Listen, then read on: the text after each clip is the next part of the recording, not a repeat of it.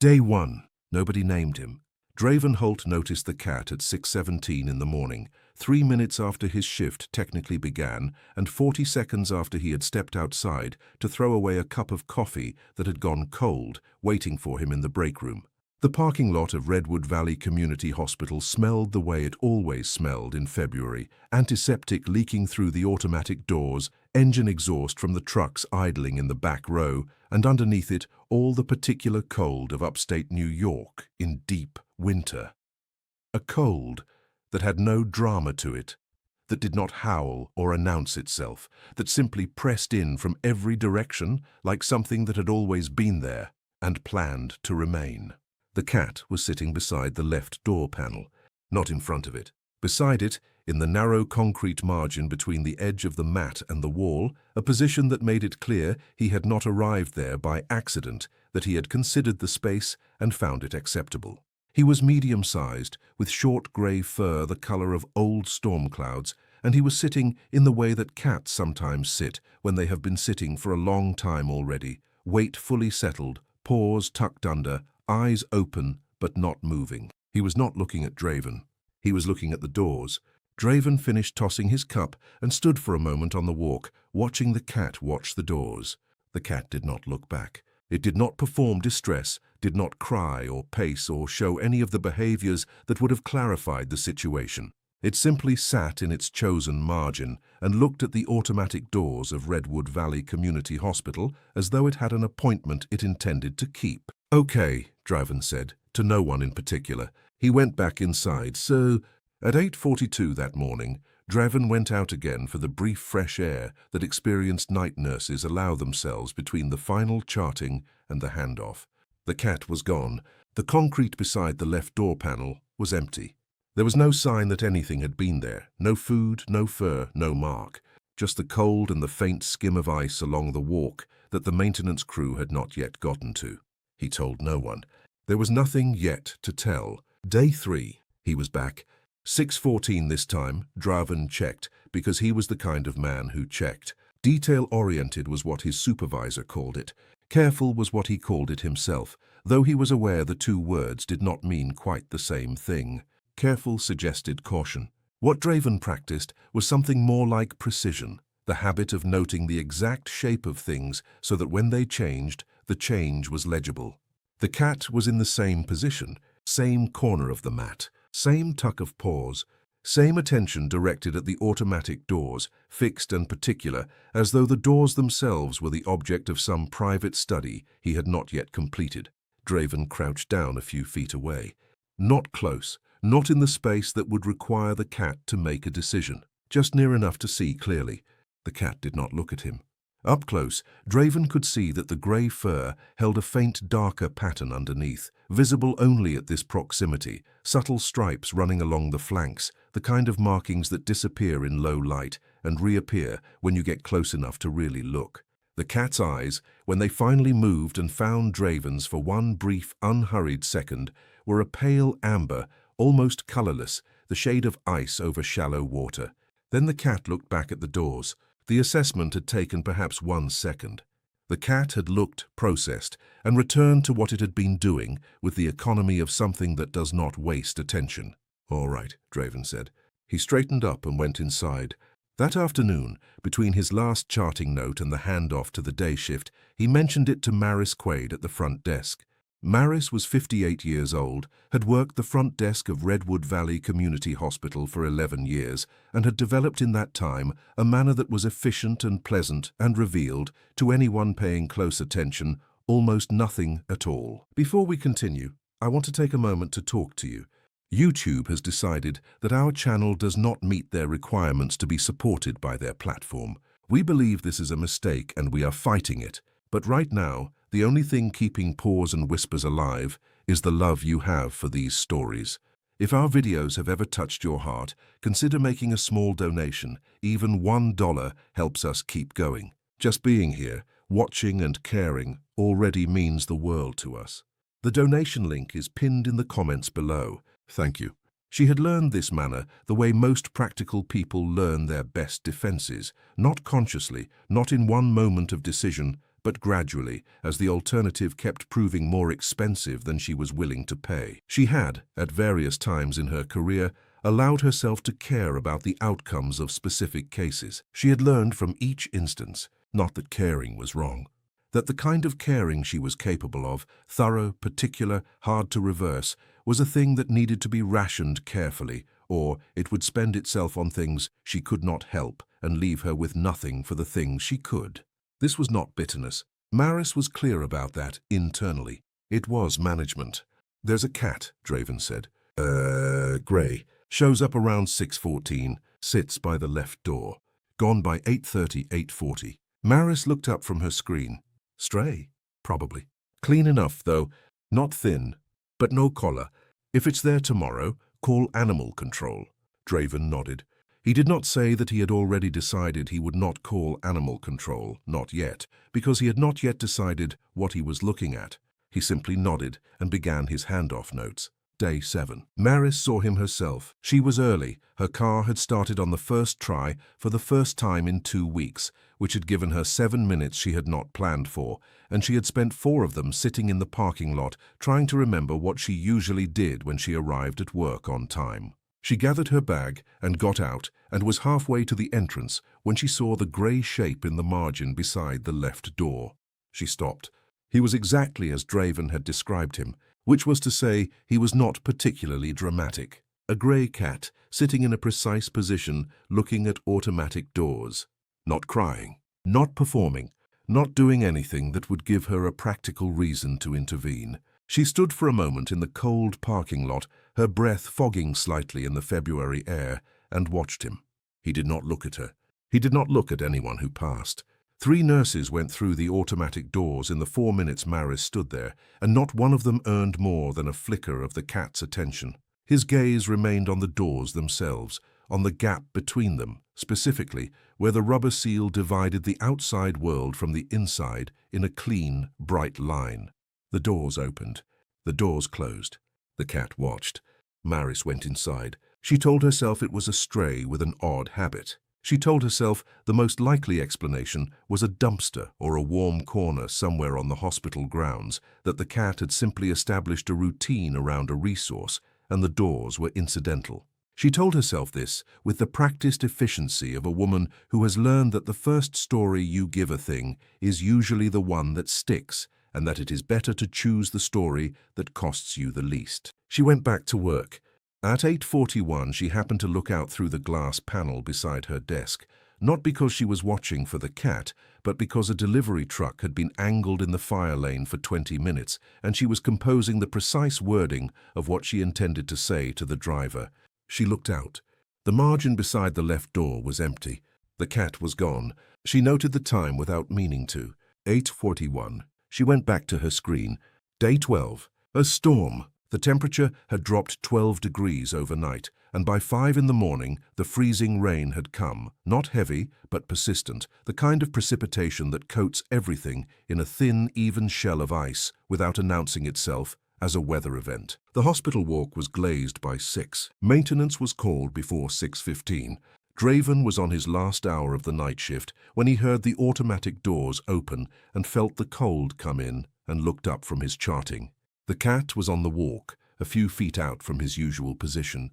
His fur was damp, pressed flat along his sides by the ice and rain, and his body was doing the small, contained trembling of an animal that is cold, but not in crisis. He had positioned himself slightly differently than usual, not in his corner, but a foot or 2 in front of the doors, closer to the rubber seal. He was still looking at the gap between the doors. Draven came out through the automatic doors and crouched down on the icy walk, which was uncomfortable and probably inadvisable in ice conditions, and which he did anyway. "Come on," he said. He kept his voice low and even, the tone he used with anxious patience, not coaxing, not urgent, just present. "You can come inside. It's warm." He reached one hand toward the cat, palm up, angled low. The cat looked at his hand. It was the longest the cat had looked at anything other than the doors since Draven had been watching him. A full 3 seconds, then the cat stepped back. Not in alarm, not with hissing or flattening, It simply took one step backward, repositioning itself 6 inches further from Draven's hand, and looked at the doors again. "You're not coming in," Draven said. The cat's tail moved once, slowly, at the tip. Draven stayed crouched in the freezing rain for another 30 seconds, feeling the cold from the iced concrete coming up through the soles of his shoes. Then he stood up, went inside, and got a clean towel from the supply closet. He folded it into a rectangle and placed it in the margin beside the left door, just outside the automatic sensor range, where it would stay dry from the overhang. Then he went back inside. When he checked at 7:30, the cat was on the towel. He told Maris when she came in. He told her in the same straightforward way he told her most things, not seeking a reaction, not editorializing, just reporting. Maris listened.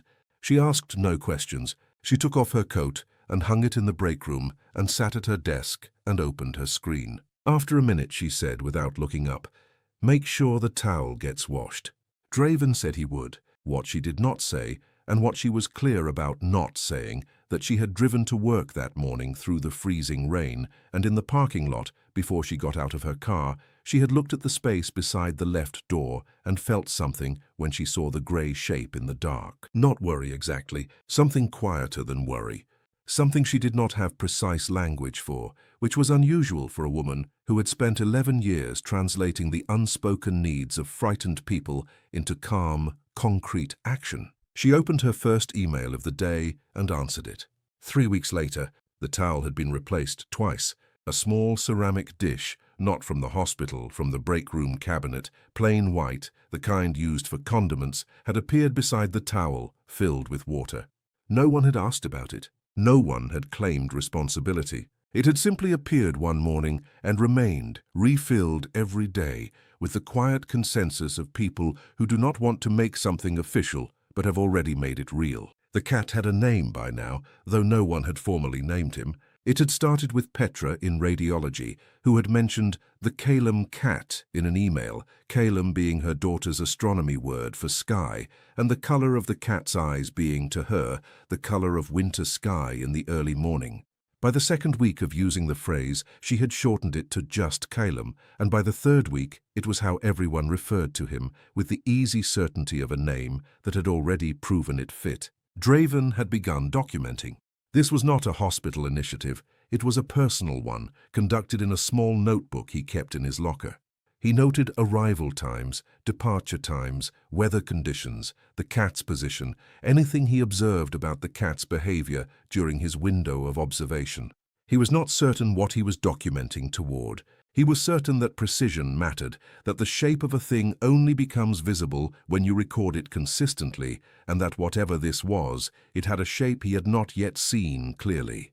What he had so far, Calum arrived between 6:12 and 6:16 every single day, without exception. He stayed between 2 and 2.5 hours, always departing between 8:37 and 8:44.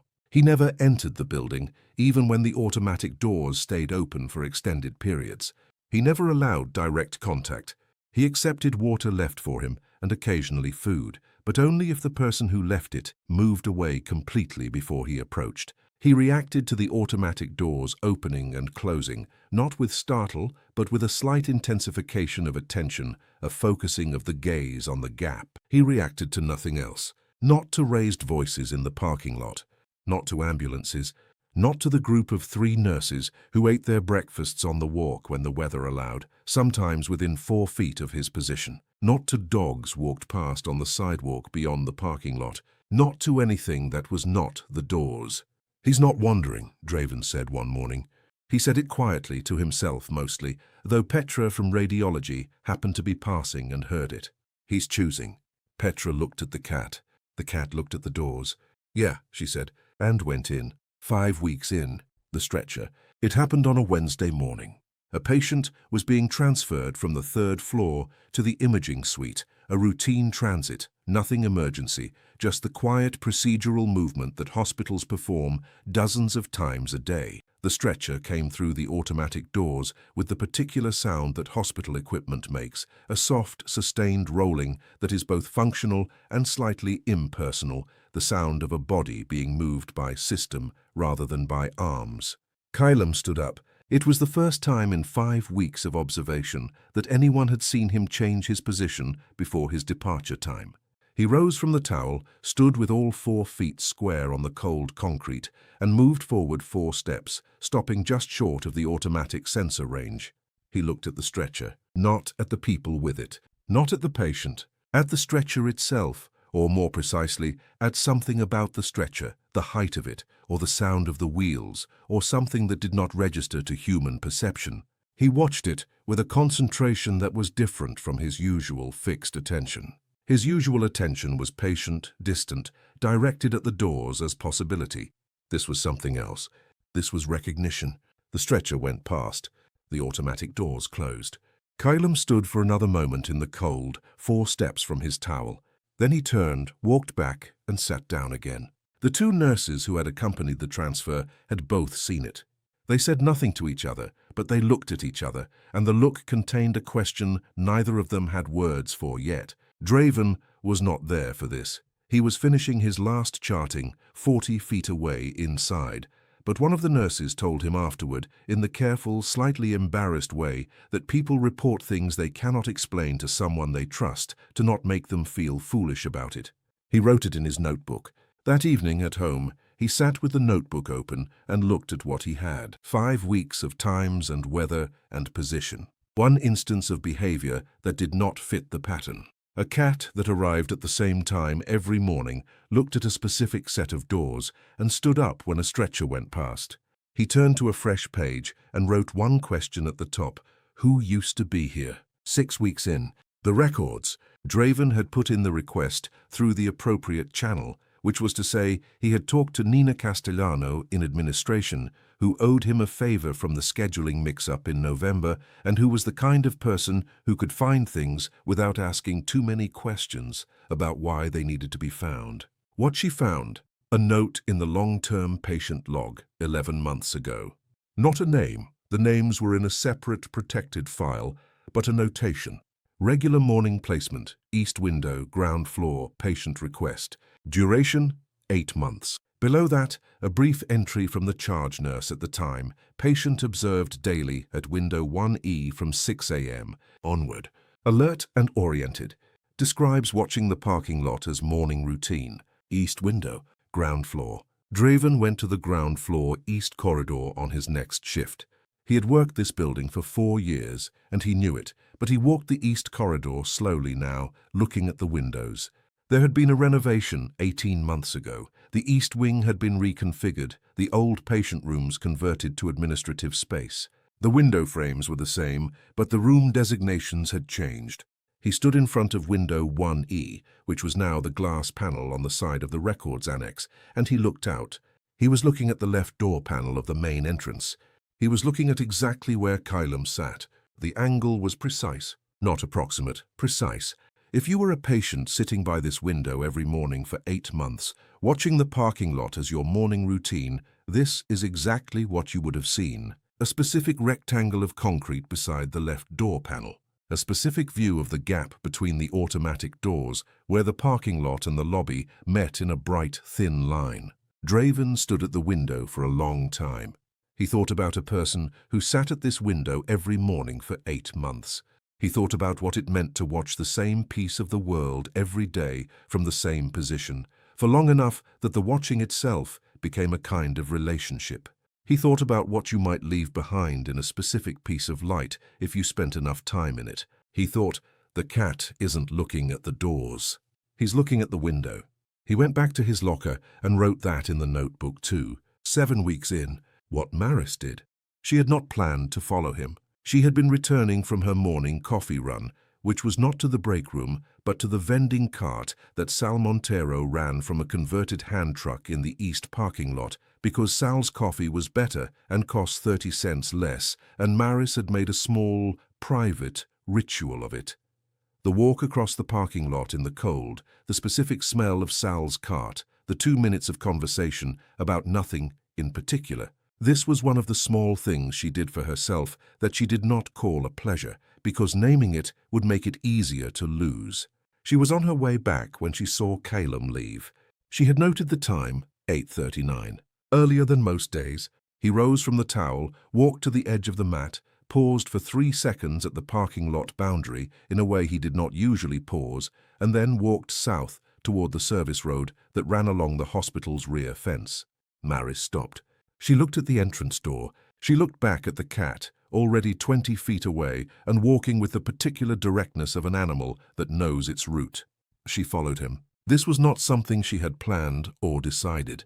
She simply found herself walking south along the service road at a distance of perhaps 30 feet, her coffee in one hand and her coat buttoned against the cold. She was aware that she was following a cat in a hospital parking lot in February in upstate New York, and that this was not behavior she would have predicted for herself. Kylam did not slow. He moved at a steady pace along the service road, turned east at the chain link corner, passed through a gap in the fence where the chain link had come loose from the post and bent outward at the bottom, a gap just wide enough for a cat, too narrow for a person. Maris watched him pass through it and continued along the outside of the fence on the sidewalk. He led her 3 blocks east, then south, through a neighborhood of small houses with chain-link yards and bare February trees, the kind of neighborhood that does not announce itself, that simply exists at a certain modest scale and asks for nothing in particular. He turned onto a street called Harrow Place, moved along the left side for half a block, and then stopped. Maris stopped too. He had stopped in front of a grey house with a covered porch, aluminum siding, 2 steps, a metal railing, the kind of house that has been lived in carefully for decades without being dramatically altered. On the porch, there was a single chair, a wooden rocker, pale blue, the paint gone thin on the armrests. Nothing else. Kylam stood at the bottom of the porch steps and looked at the chair. He stood there for what Maris counted as 30 seconds. 30 seconds is not long in most contexts. It is very long when you are watching a cat look at an empty chair in February. Then he turned and walked back the way he came. Maris stood on the sidewalk outside the grey house on Harrow Place and looked at the blue rocking chair with its worn armrests, and she did not move for a moment longer than she would have expected. It wasn't hesitation. It was something else. Something in the posture of the chair, the specific angle of it, the way it faced not the street, but slightly south, toward where the morning light would come in, that produced in her a feeling she was out of practice at identifying. She walked back to work. She sat at her desk. She did not mention the chair to anyone, but she thought about it for the rest of the day in the back of her mind, the way you think about something you have not yet found the right category for. 9 weeks in, the absence. 6:14 came and went. Draven was at the window, not his usual position, but the one that let him see the margin beside the left door, and at 6:14 the margin was empty. At 6:16, at 6:20, he went out at 6:25 and stood on the walk and looked at the towel, which lay flat and unused in the cold. The parking lot felt wrong. He stood there for long enough to know that it was not his imagination. Something about the entrance had shifted. The doors opened and closed for arriving staff, and each time they opened, the sound reached him with a clarity it usually didn't have, as though the absence beside the left panel was making the air carry differently. He went inside. Maris was at her desk when she arrived. She looked at the entrance panel from her usual position, and she looked for the grey shape in the margin, and it was not there, and she put her bag under the desk and sat down and opened her screen with the precise, practiced efficiency of a woman who is not going to react to this. By 8 o'clock, 4 different staff members had mentioned it. Not to Maris specifically, to whoever happened to be nearby, in the break room, in the corridor, at the nursing station. "Is Kylam here yet? Did you see the cat? He wasn't there when I came in." The mentions were casual, the way people make casual the things that have become part of their morning without their quite noticing. But the mentions kept coming. That was the part that was not casual. At 9, Maris pushed back from her desk. She said to the volunteer at the secondary desk that she was going to check something, which was not her usual way of delegating the front desk, and she went to find Draven. She found him in the break room, with his notebook open and a cold cup of coffee in front of him. She looked at the notebook. She had known about the notebook. She was the front desk manager, and very little in the building was unknown to her, but she had not asked about it. "What do you have?" she said. He told her. The Times, the stretcher incident, the records, the window. She listened without interrupting. When he finished, she was quiet for a moment. Then she said, "The house on Harrow Place." He looked at her. "I followed him," she said. 3 blocks east, then south. Grey house. Blue chair on the porch. When? 7 weeks ago. Draven looked at his notebook. "You didn't say anything?" "No," Maris said. He did not ask why.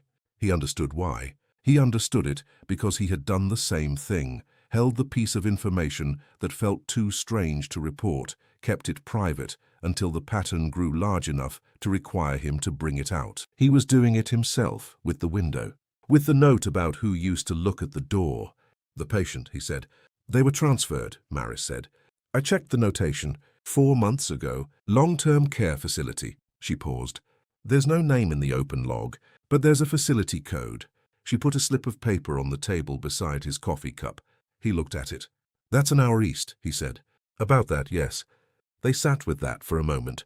The break room was quiet. It was that specific mid-morning lull when most of the overnight staff had gone and the day shift hadn't yet found its rhythm. The refrigerator made its small, unremarkable sound. "He stopped coming," Draven said. "He stopped coming," Maris agreed. "Because they're not there anymore. Because they're not there anymore." She picked up her coffee, found it cold, put it back down. "He's been sitting at a window, the same window he used to look at, from the outside. Every morning at the same time. A person's morning habit. 8 months of the same window, the same view. A cat who had learned that window, that view, that time, from somewhere close enough to have made it its own routine." Draven thought of the blue chair on the porch. "We need to find them," he said. Maris was already standing. "I know," she said. The code on the slip of paper led to Sycamore Ridge Care Center, 61 miles east of Redwood Valley, on a state road that ran through a stretch of upstate New York that had not changed much in 40 years. Bare fields, grain elevators in the distance, small towns that slowed the highway to 35 and then released it again. Draven drove it on a Thursday morning, his day off, in the pale, low light that February produces in this part of the country, a light that is neither generous nor harsh, but simply present, the way the season itself is, enduring, without particular feeling about it. Maris did not come. She had offered briefly, and then retracted the offer before he could answer, in the way she sometimes did when she caught herself moving towards something she had not yet decided to move toward. He had let her retract it. He understood that too. The facility code had given them a name once Maris had routed the right request through the right administrative channel. The patient was Harlan Ostrowski, 81 years old, admitted to Sycamore Ridge Care Center 4 months ago following a cardiac event that had, in the language of the transfer notes, stabilized but left functional limitations requiring supervised daily care. He had been at Redwood Valley Community Hospital for 8 months before that, following an initial hospitalization that had extended into long-term placement while his case was evaluated and arrangements were made. 12 months total, 8 of those at the window on the east ground floor. Draven did not know what he was going to say when he got there. He had thought about it on the drive, had turned over several versions of the conversation, each of which dissolved when he tested it. "There is a cat who sits at your old hospital every morning." True, but it sounded like the beginning of a story someone tells a child. "We think the cat may have known you." Also true and somehow worse. He settled, finally, on the plan of simply arriving and seeing what the shape of the situation turned out to be, which was what he usually did when the situation exceeded the available vocabulary. Sycamore Ridge was a single-story building set back from the road, brick, with a covered walkway and a small garden area that was currently frozen over and waiting for spring with no particular optimism. It was a good facility. He had dealt with enough of them to know the markers, the particular quality of the lighting and the sound management and the way the staff moved, and this one had them. Not luxurious, but cared for. He asked for Harlan Ostrowski at the front desk and was told that visiting hours had not yet begun, that family visits were preferred, and that walk-in visits from non-family members required a brief meeting with the resident coordinator.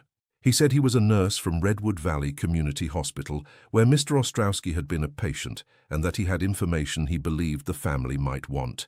This was imprecise enough to be true and specific enough to get him into a small room with a woman named Beverly who ran resident services with the brisk, kind competence of someone who had made a career of standing between difficult news and the people who needed to receive it. He told Beverly about Calum. He told her plainly, without embellishment, the arrival times, the position, the records, the window, the stretcher, the blue chair on Harrow Place. He showed her the notebook. He watched her face as he talked. She was quiet when he finished. Then she said, his daughter brought a cat to visit him once before the transfer. She brought it in a carrier. He was so calm during that visit. We all noticed. Did the cat have a name? Beverly shook her head. I don't know. She only came once. It's a long drive. Draven looked at the notebook. Can I speak with her? The daughter? Beverly considered this with the expression of a person who is balancing protocols she takes seriously against a situation the protocols were not built for. Then she picked up the phone. 10 weeks in, what Maris did while Draven drove. She went through the administrative files, not the patient logs. Those she had already exhausted. She went to the oldest layer of the building's history, the physical records annex, where nobody went voluntarily and where the air still held the specific smell of aged paper and old copy toner. She was looking for the original floor plans of the East Wing before the renovation. She found them in the third drawer of the second cabinet, folded into a manila envelope that was labeled 1994 East Wing Configuration in handwriting she did not recognize. She spread them on the annex table and oriented herself to the building as it currently stood. It took her 12 minutes to locate the correspondence, where window 1E had been in the original plan and where it fell relative to the current structure. She already knew the answer, roughly, but she wanted the precision. The original window 1E had faced the parking lot at an angle of approximately 14 degrees south of due east. It had been 6 feet wide and 4 feet high, positioned at a height that would have put the bottom sill at seated person level. The view from that window, unobstructed, had taken in the full face of the main entrance, both door panels, the mat, the sidewalk, and a section of the south parking lot. Calum's spot, which she had measured herself on a quiet morning with a tape measure she had borrowed from maintenance, was 11 feet from the left door panel, in the precise center of what had once been the view from that window. Not close to center, not roughly aligned, the precise center. She folded the floor plan back along its original creases and returned it to the envelope. She stood in the annex for a moment, with the envelope in her hands. She thought about Harlan Ostrowski, whom she did not know, at a window she had never thought about, for 8 months of mornings. She thought about a cat on a porch, a blue rocking chair, paint worn to pale wood at the armrests, positioned for the morning light. She thought about a routine learned so thoroughly it outlasted the presence of the person who had made it. She thought about her own desk. 11 years of the same view, the same arc, the same practiced distance from the things that moved past her in this place. She thought about the water dish that had appeared without attribution, refilled every day by a consensus no one had officially made. She put the floor plan away. She went back to her desk. She picked up the phone and called Draven's cell, which he did not answer because he was driving. She left a message. The window and Calum's position are exactly aligned. I have the floor plans. Come see me when you're back. Then she added after a pause that she was aware would be audible, I think we should go together. She hung up before she could reconsider it. 11 weeks in. The problem. The daughter's name was Greta Ostrowski Reyes. She was 53 years old and lived in Albany, an hour and 20 minutes from Sycamore Ridge, and she was, in the way of people who are managing a difficult situation from a practical distance, both relieved and slightly defensive when Draven reached her by phone. She listened to what he told her without interrupting, in the silence of someone who is taking notes internally. So you want to bring a cat to visit my father, she said. We think it may have been his cat, Draven said. Or near his home. The house on Harrow Place. A pause. Dad's house is on Harrow Place. He couldn't stay there after the cardiac event. My husband and I have been managing the property. Another pause, longer. He talked about a cat. At the window, in the mornings. He called it his company. Her voice shifted slightly, not dramatically, just the small register change of a person who has touched something they did not expect to find in a conversation. I thought he was confused, or romanticizing. He wasn't confused, Draven said. Greta was quiet for a moment. How do you get a cat that doesn't want to be touched into a car? This was the problem. This was, it turned out, the significant problem. Larger than the administrative questions, larger than the drive, larger than the logistics of a visit to a care facility. Kylam, who had in 11 weeks never been touched, never been contained, never allowed approach closer than 2 feet without retreating, was not a cat who was going to walk into a carrier. He was not aggressive. He was simply unreachable in the precise and particular way of a creature that has decided, based on considerable experience, that proximity is not the same as trust. Draven did not tell Maris it was going to be easy. Maris did not pretend she thought it would be. They discussed it in the break room on his return from Sycamore Ridge, with the floor plans spread between them and Draven's notebook open to the last page of notes. And what they arrived at was this: they were not going to catch Kylam. They were going to have to earn him. "We start with the towel," Maris said. "We've had the towel for weeks. A different towel, smaller. We move it a few inches closer to the door every day." She was looking at the floor plans, though she was not really seeing them anymore. "And we change who fills the water. We take turns. Get him used to different hands." Draven looked at her. "You're going to fill the water dish." Maris was quiet for a moment. "Yes," she said, as though the word cost her something, and then she moved past it. "We also need something from Greta, from the house. Something that smells like where he came from." Greta, when they called her back, drove to Harrow Place the following Saturday and took from the porch the cushion from the blue rocking chair, a thin pad, canvas, faded from sun and cold, and mailed it to the hospital. It arrived in 4 days in a padded envelope. Draven set it in a plastic bag in his locker until they were ready to use it. 12 weeks in, the slow work. What followed was not a story with a neat shape. It was the kind of work that resists narrative, repetitive, incremental, often discouraged, the kind that looks from the outside like nothing is happening because the changes are too small to see until you look back from a distance. Maris began filling the water dish on alternate mornings. She did it the way she did everything she had decided to do, without drama, without self-commentary, simply and consistently. She filled it and stepped back and went inside. Kylam approached the dish only after she had been inside for more than 3 minutes. She knew this because Draven, in his precision, had timed it. After 2 weeks, the interval was 2 minutes. After 3 weeks, Kylam was approaching the dish while she was still visible inside the glass panel beside her desk. He was not looking at her, but he was no longer requiring her complete absence. The towel moved in 2-inch increments. They brought the porch cushion out in the 2nd week, placed it under the towel. Kylam sniffed it for 45 minutes on the first morning and did not sit on it. On the 2nd morning, he sat on it.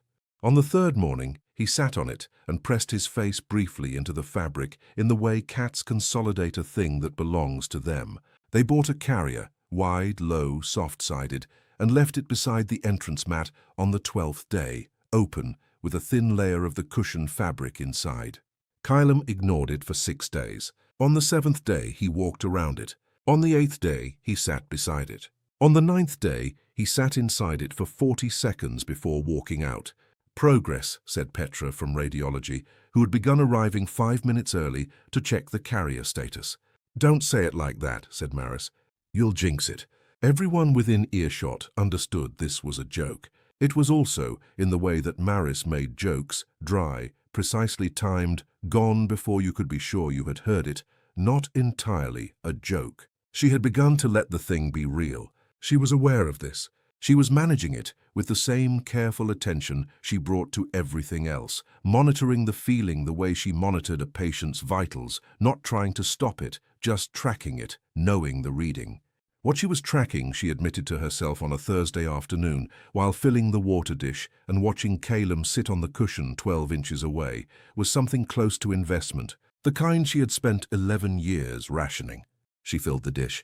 She stepped back. She did not go inside. She stood at the edge of the mat for a moment, hands at her sides, and looked at Kylam. He looked at the water dish. His tail moved once, slowly. "All right," she said, quietly. To herself or to him, it did not much matter. She went inside. 13 weeks. The day he didn't come back. It was the 3rd week of the slow carrier work, and the day began normally enough. Calum on the cushion, water dish filled, carrier in position, grey morning light in the parking lot with the quality that upstate New York mornings had begun to carry as February tipped reluctantly toward March. Not warm yet, not by any reasonable measure, but something had shifted in the light, a degree or two of angle that made the parking lot look faintly less sealed against the possibility of spring. He left at 8:41, standard. Draven marked the time. He did not come back that afternoon. This was not usual. Calum had never returned in the afternoon, but Draven found himself checking the entrance panel at 2 o'clock and again at 3:30 and again just before his handoff, in the way you check for something whose absence has begun to accumulate weight. The next morning, 6:14 came and went. No cat. The towel, the cushion, the open carrier, the water dish filled the evening before against the slight possibility of an evening visit that had not happened. All of it sitting in the margin beside the left door, tidy and unused, in a cold parking lot with a light that was no longer the color of his eyes. Maris arrived at 7:10. She looked at the entrance from the parking lot. She stood there for slightly longer than usual. Then she came inside, hung her coat, sat at her desk, and opened her screen. At 9:15, she said to Draven, who was in the break room, "He found something better, or he's gone. Either way, this was always possible." Draven said nothing. "I knew that," she said. "I know you knew that," Draven said. She picked up her coffee. "Make sure the cushion is under cover tonight, in case it rains." She went back to her desk. That evening, she sat in her car in the parking lot for 4 minutes before starting the engine. This was not something she usually did. She looked at the entrance mat, at the towel, at the cushion, at the open carrier. She looked at the water dish that had been filled that morning by Petra, who had come in early to do it and hadn't said anything about why. She started the car. She drove home through the March cold, which was still February in all but name. She made dinner and ate it and washed the dish and stood at her kitchen window for a while, looking at nothing in particular, with the particular quality of attention that belongs to people who are not ready to stop looking for something but have temporarily run out of places to look. She slept badly.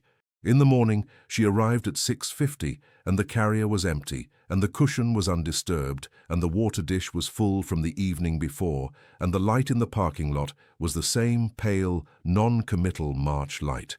At 7:04, she went back to the administrative files, not the patient logs, the facility records, the contact sheet for Sycamore Ridge that they had used to reach Beverly. She pulled out the old floor plans again and stood in the annex with them and did not look at them. She stood there, hands flat on the table, and thought. Then she went to find Draven. "We go to the house," she said. He looked up from his charting. "Harrow Place. He may have gone back there. If he's oriented to the house, that's where he would go." She paused. "And if he hasn't, if he's somewhere between here and there, or if he's found a warm place in the neighborhood, someone on that block will have seen him. It's not a transient neighborhood. People know their streets." Draven reached for his jacket. Harrow Place. The street was 3 blocks long, quiet, the kind of residential block that has its own internal logic, certain houses with bird feeders, certain ones with wind chimes, a specific order to the garbage days and the shoveled walks that takes years to learn and longer to forget. Draven knocked on the first door. Maris knocked on the second. An older woman at the third house said, "The grey one? He's been sleeping under the Castellano porch for 2 days. Third house down, the one with the green mailbox. Third house down, the green mailbox, a low concrete porch with a lattice skirt around the bottom." Draven crouched down and looked through the lattice. In the dark under the porch, on the bare February earth, Calum sat and looked back, not afraid, not injured. Simply there, in the same contained, precise way he was everywhere, like something that had chosen its location and was waiting for the situation to develop to the point where a decision was required. Maris crouched beside Draven. The cold from the sidewalk came through the knees of her slacks. She was wearing her work clothes. She had not changed. They had come straight from the hospital. She looked through the lattice at Calum, and Calum looked back, and for a moment neither of them moved. She had the cushion in a bag over her shoulder. She had brought it without deciding to, the way she had followed him 3 blocks east in February without deciding to. She took it out and set it on the ground near the lattice, within his range of scent. Kylem's nose moved. He did not come out, but his posture shifted. Something settled in it, some small degree of tension released, the way a held breath releases when you stop holding it. "Okay," Maris said quietly. They did not try to take him that day. They sat on the sidewalk outside the Castellano porch for 20 minutes, which was uncomfortable and cold, and which Maris did not comment on, and then they went back to the hospital. They came back in the afternoon, with Draven's carrier and the cushion and a small amount of the food Calem had accepted from them over months, and they sat with it near the lattice and waited. He came out an inch at a time. Not all the way, but he put his nose to the carrier and stayed there for a long moment, breathing. The cushion smell and the food smell and the two people he had been allowing incrementally into his radius for 13 weeks. They came back the next morning, and the next. On the third morning, Maris arrived alone. Draven was on shift. She knelt on the sidewalk in her work coat and set the carrier open at the edge of the lattice and sat with her hands in her lap and said nothing and did nothing and waited. He came out in 4 minutes. He walked to the carrier. He walked inside. He did not look up. She closed the carrier very quietly, without sudden movement, without speaking. She sat for a moment on the cold sidewalk with the carrier between her knees and her hands resting on the top of it, and she breathed. "Okay," she said again. Softer this time, yeah. She called Draven from the car. She called Greta Ostrowski-Reyes. She called Beverly at Sycamore Ridge. Her voice throughout was the voice she used at the front desk, measured, clear, efficient. But when Beverly said, "Oh, this is wonderful. Oh, Mr. Ostrowski is going to," and then stopped herself, something crossed Maris's face in the car that had no front desk name. She let it cross. She kept driving. The drive was 61 miles of the same pale upstate road Draven had taken on his Thursday off, bare fields and grain elevators and small towns that slowed and released. Kylam made no sound in the carrier in the back seat. She could hear him breathing. That was all. The steady, unhurried rhythm of an animal that had spent months performing a vigil and was now being taken somewhere by the person who had stood at the water dish long enough to become familiar. She did not know what she was going to find.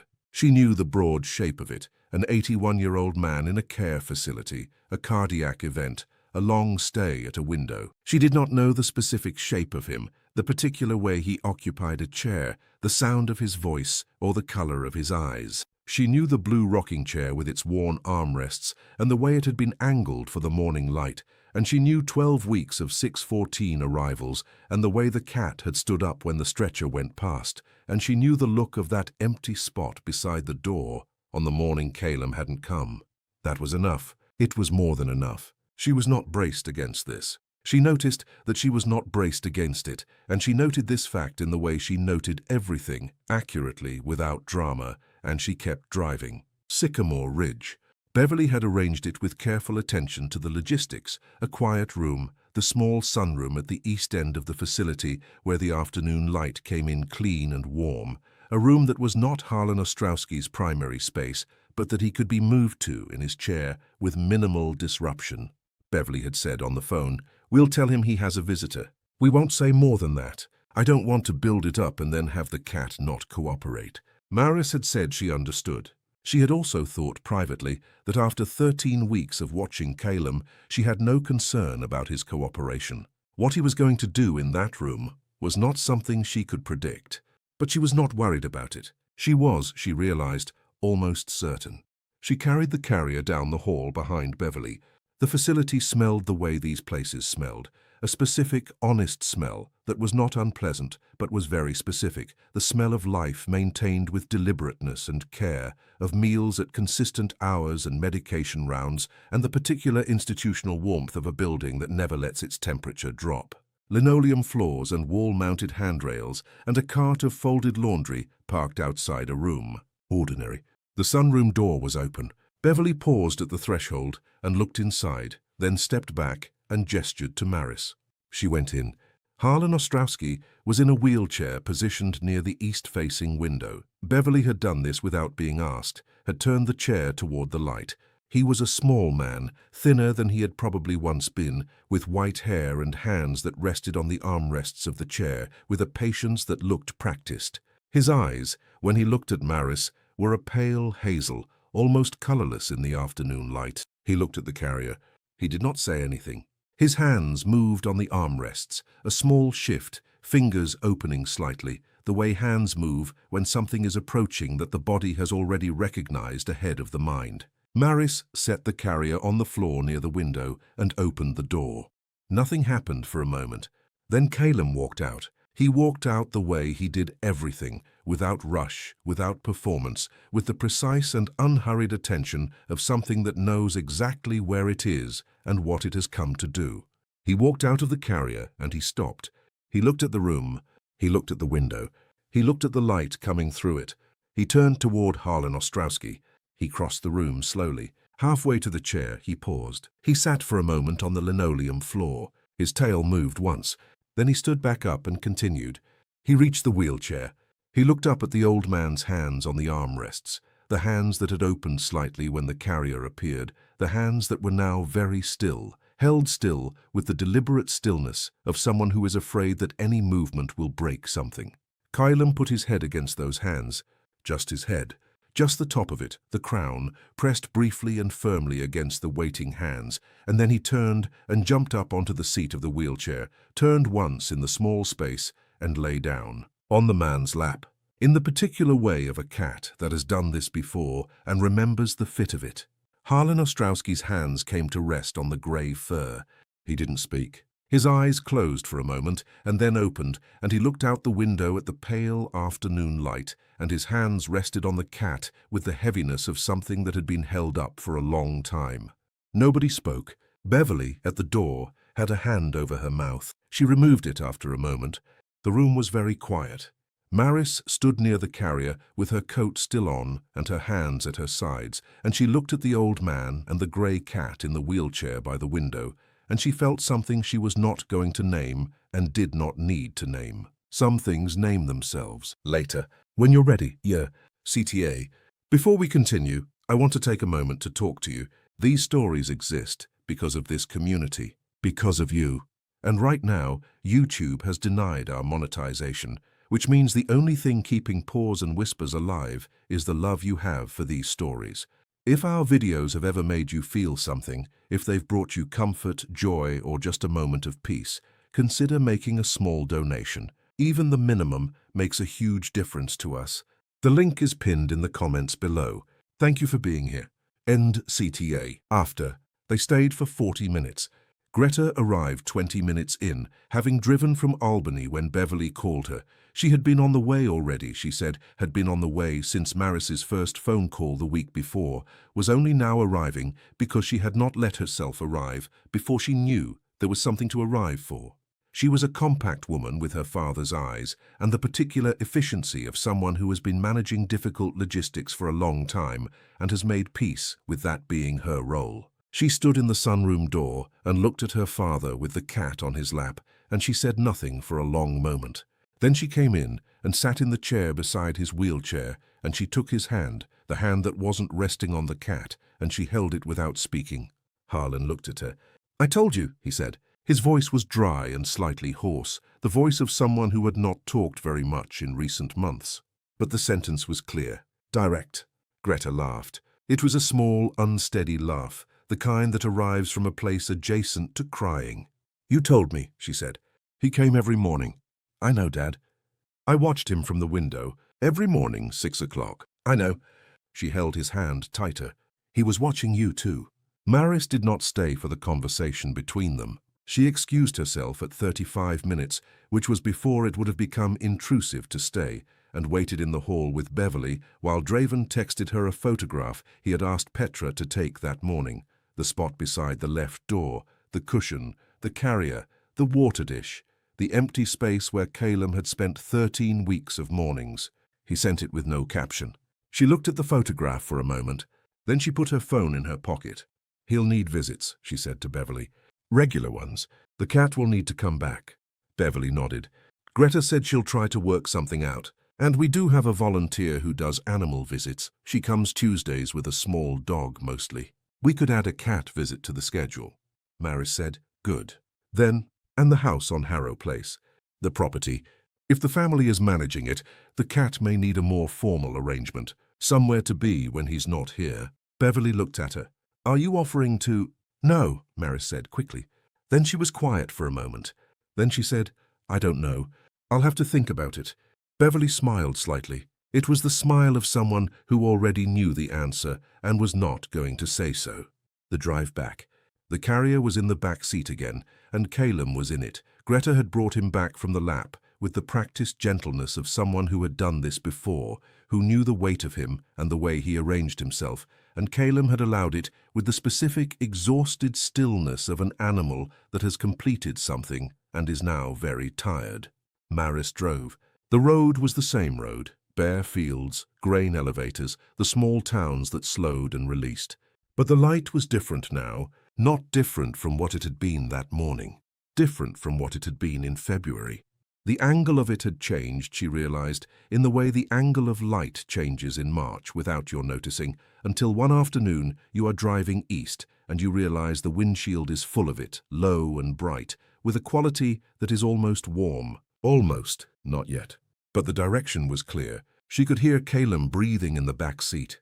The same steady rhythm as the drive out, unhurried, present, neither anxious nor absent, just there. The sound of a living creature that was simply and completely where it was. She thought about the last 13 weeks. She thought about the towel she had told Draven to wash. She thought about the floor plans in the annex, the precise alignment she had measured with a borrowed tape measure, the 11 minutes she had stood on the sidewalk outside the grey house on Harrow Place, looking at a blue rocking chair. She thought about the morning the spot was empty and what she had done with her face when she sat back down at her desk. She thought about 3-minute intervals and 2-minute intervals and the morning she had stood at the edge of the mat and said all right and not gone inside. She thought about an 81-year-old man's hands opening on a wheelchair armrest when a carrier entered a room. She did not think about what happened next. What happened next would present itself as things did, with or without her help. There was the question of the house on Harrow Place. There was the question of Tuesdays. There was the question of a cat in a carrier in her back seat who was not her cat and had never been her cat, and who she had, over 13 weeks of incremental mornings, made a decision about without quite making a decision. She was aware of the decision. She was not going to name it out loud. Not yet. Later, when she was ready. She drove. The morning after. Redwood Valley Community Hospital. 6:12 a.m., the parking lot in the pale March light, the automatic doors, the mat, the margin beside the left door panel where the towel and the porch cushion had been replaced, fresh that morning, and the water dish had been filled, and the carrier had been set out, open as it had been every morning, and then, at the last moment, removed. Placed inside, because there was no longer a need for it here, in the margin. That particular task was complete. The air smelled like antiseptic and cold, and just faintly, something that might be softening, some winter smell, beginning very slowly to give way. Draven came outside with his last cold coffee of the night shift and stood on the walk and looked at the margin, the towel, the cushion, the water dish. He stood there for a minute, in the particular peace of a morning that has resolved itself without needing him to say anything about it. Inside, behind her desk, Maris watched him from the glass panel. She could see his face in profile, the look of a man standing in a morning that is slightly different from the morning that preceded it, noticing the difference without trying to account for it. She looked at the empty margin. Then she looked past it, at the parking lot, at the way the March light lay on the asphalt with its almost warmth, its suggestion of a season not yet here, but clearly intending to arrive. She opened her first email of the day, Kai. The next Tuesday, at 9 in the morning, Maris drove to Sycamore Ridge. She brought the porch cushion from the blue rocking chair, which she had kept in the back of her car since the day she loaded Calum into the carrier. She brought it inside and gave it to Beverly, who knew without asking that it belonged in the sunroom, on the chair beside the window. Calum was already there when she came in. He was on Harlan's lap, arranged in the same position as the first day, with the settled particular fit of something that remembers. Harlan was looking out the window. The morning light came in at its new March angle, warmer than it had been, and lay across the wheelchair and the grey fur and the old hands in a specific, quiet way. Maris set the cushion on the chair and sat in it. Calum opened one eye. He looked at her with the pale amber attention she had learned over 13 weeks, the look that was not warm and not cold, but simply honest, the look of a creature that sees what it sees, without commentary. He held it for a moment, then he closed his eye. Outside the window, the first birds of spring had found the bare branches of the ash tree in the facility garden, 2 of them, small and quick, moving with the slightly frantic energy of something that has just remembered a season is possible. They moved through the branches without settling. Not yet. But they were there. Kylem's tail rested against Harlan's hand. The old man breathed. Maris looked out the window at the birds in the ash tree and did not say anything, because there was nothing that needed saying, and she had known that before she came.